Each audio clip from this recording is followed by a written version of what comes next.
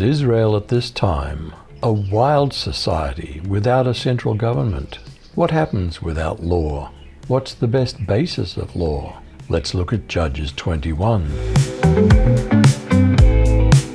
In their anger at the atrocity in Gibeah, had Israel made a hasty oath.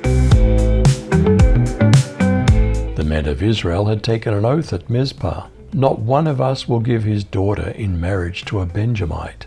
The people went to Bethel, where they sat before God until evening, raising their voices and weeping bitterly.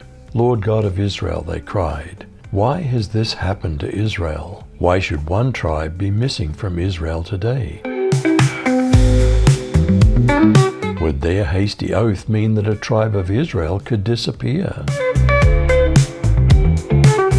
So it was on the next morning that the people rose early and built an altar there, and offered burnt offerings and peace offerings. The children of Israel said, who is there among all the tribes of Israel who did not come up with the assembly to the Lord? For they had made a great oath concerning anyone who had not come up to the Lord at Mizpah, saying, he shall surely be put to death. And the children of Israel grieved for Benjamin their brother, and said, one tribe is cut off from Israel today. What shall we do for wives for those who remain, seeing we've sworn by the Lord that we'll not give them our daughters as wives? Ignoring divine guidance, was Israel making senseless decisions? Do our leaders also sometimes make deplorable decisions? So they asked, who among the tribes of Israel did not join us at Mizpah when we assembled in the presence of the Lord? And they discovered that no one from Jabesh Gilead had attended the assembly. For after they counted all the people, no one from Jabesh Gilead was present.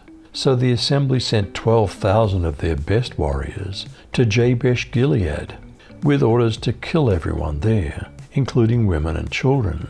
This is what you're to do, they said. Completely destroy all the males and every woman who's not a virgin. Among the residents of Jabesh Gilead, they found 400 young virgins who had never slept with a man, and they brought them to the camp at Shiloh in the land of Canaan. How did they provide wives for the survivors from Benjamin? The whole congregation sent and spoke to the children of Benjamin who were in the rock of Rimmon, and proclaimed peace to them. Benjamin returned at that time, and they gave them the women whom they'd saved alive of the women of Jabesh Gilead. There still weren't enough for them. The people grieved for Benjamin, because Yahweh had made a breach in the tribes of Israel.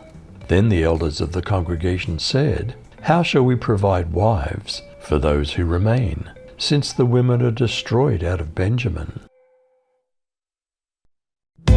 What strange advice did Israel give to the bachelors of Benjamin?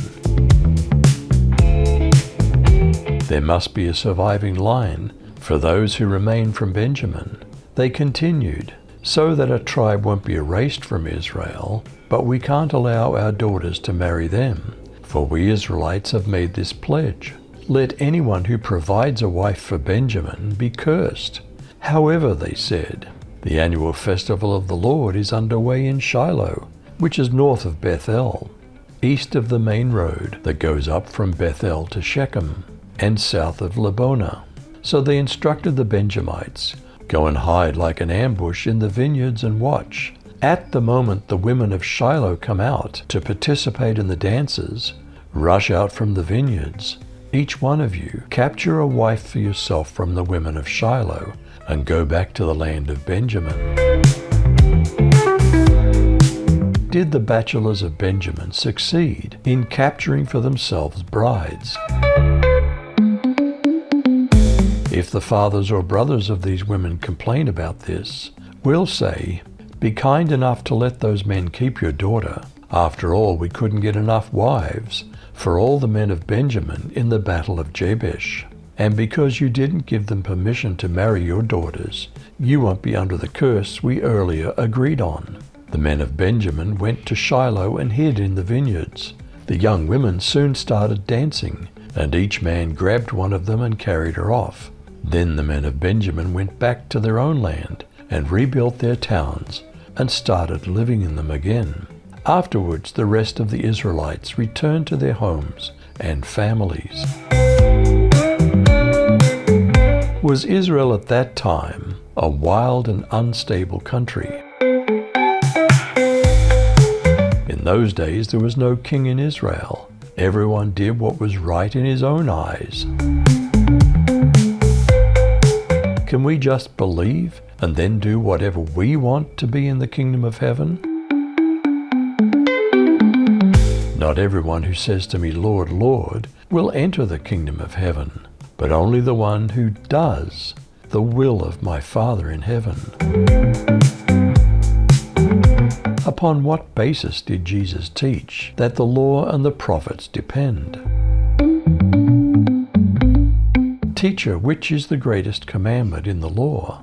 Jesus told him, You must love the Lord your God with all your heart, with all your soul, and with all your mind. This is the greatest and most important commandment. The second is exactly like it. You must love your neighbor as yourself. All the law and prophets depend on these two commandments. Was Israel at this time a wild society without a central government? What happens without law? What's the best basis of law? You decide.